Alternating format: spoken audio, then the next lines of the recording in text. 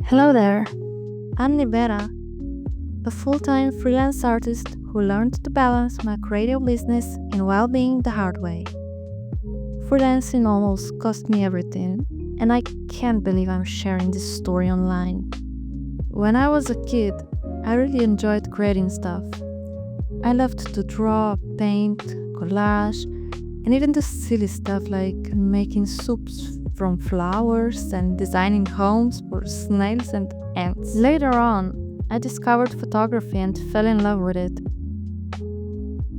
This led me to apply to the photography program at high school for design and photography in Ljubljana. Can't say I miss high school, but at the same time, can't say I don't. I was a teenager and all I wanted was to party. After graduating from high school, I took a year off and started working as a visual merchandiser at a clothing store. Being surrounded by clothes all the time, I discovered an interest in fashion. Later that year, I applied to a bachelor's program in fashion and textile design at the Faculty of Natural Sciences and Engineering in Ljubljana. I explored different fields at the faculty and finally fell in love with pattern design and textile printing. This inspired me to explore pattern design further, which is closely linked to graphic design. After completing my bachelor's degree, I applied for a master's program in visual communication design at the Academy of Fine Arts and Design in Ljubljana. That academy was something different, very free-spirited, in a very old building that totally matched my vibe at the time. At the same time, I started working as a photographer at the iconic and legendary nightclub, Club K4. I spent almost all my daytime hours at the academy, so a night/weekend job was the only option for me to make a few bucks. Those were some fun times. To be honest, that was my dream job at the time. Making money while partying? Yes, please. Being paid while listening to some of the best international electronic music producers perform? Yes, please. Back then, I lived in a rented office that I turned into a photography studio to make a few extra bucks.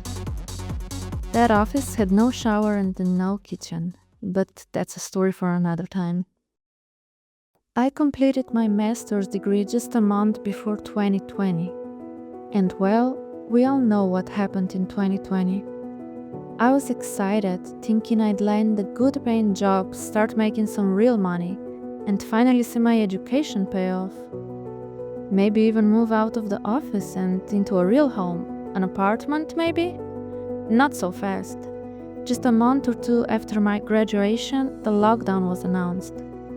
And my chances of finding a job or even going to an interview dropped to zero. Of course, the nightclub where I was working also closed, so my income vanished too. I panicked, and I applied to every freelancing platform that existed. In a week or two, I got my first order. I remember how excited I was.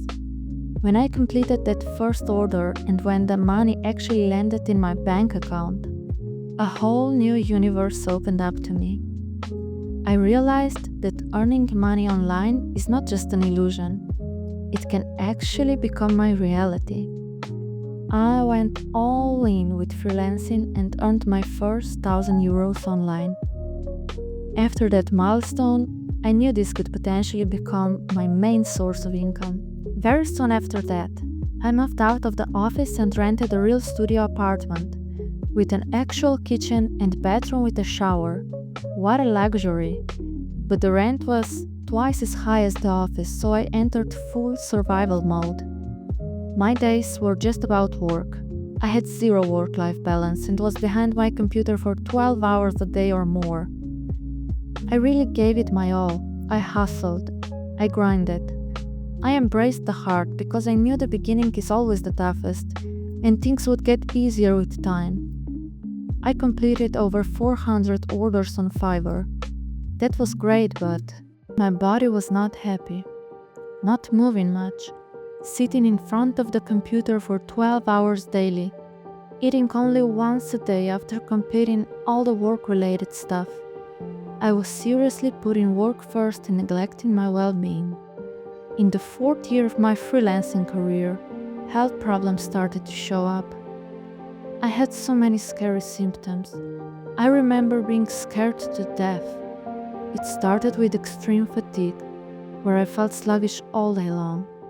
Then came the brain fog, a very strong brain fog, dementia level of forgetfulness. Insomnia. I woke up every night at 3 a.m. and could not fall back asleep. I got on average 4 hours of sleep each night. There was also dyspnea, a shortness of breath. But the scariest part was that my legs and feet started to feel numb. I could move, but I could not feel. When I went to the doctor, the options were not looking great. They said it could be diabetes, multiple sclerosis, or another autoimmune illness. I was scheduled to see multiple specialists, but the waiting time was over a year. In the meantime, I just kept hustling. Eventually, I earned enough money to buy an apartment. Owning my own home had always been a dream, to have a little peaceful place of my own. I searched for almost a year before I found my current home. I finally got examined by a specialist. It turned out that my numbness was caused by a herniated disc. Ouch! My hernia was caused by sitting. Yes, by sitting. The brain fog and insomnia were linked to extremely high cortisol levels. In that moment, I realized that if I don't have my health, I have nothing. I cannot be an artist without my health. Money that I earned through freelancing is worth nothing if I don't have my health. I had an aha moment, and I remembered a saying that I heard years ago. And only at that moment did it resonate with me on the deepest level. If you do not make time for your wellness, you will be forced to make time for your illness. After moving out of the rented studio apartment, doing some renovations, and settling into my new place, I made the decision to finally change my work-life balance, which didn't really exist before. Luckily, my new home was in the perfect spot for that. Right next to it is the biggest forest area in Ljubljana, with hills, car-free paths, and a river lined with miles of trails for walking. Naturally, I started walking more, running more, hiking more, and I also joined the gym that was ironically located across the street. After just 2 months of living in my new home, my symptoms started to fade. That lifestyle shift healed me. Movement, food, and mindfulness became my medicine. I think I finally allowed myself to relax a bit. I had my own place, my own corner of peace, and subconsciously, I knew no one could kick me out like before. That was the moment I stepped out of survival mode. I limited my computer time to 8 hours a day and dedicated the rest of the day to movement, preparing nutritious meals, and enjoying nature. That lifestyle change allowed my body to heal. I was so incredibly grateful. Honestly, it felt like a miracle. I fell in love with well-being and self-care.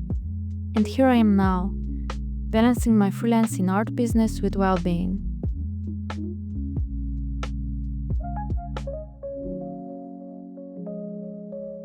Take care and see you in the next video.